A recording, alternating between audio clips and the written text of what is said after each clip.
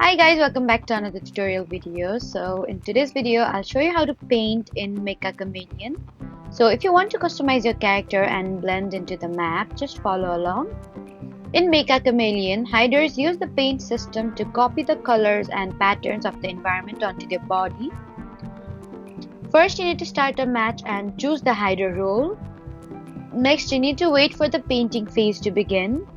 After that, open the paint menu and select the color you want to use.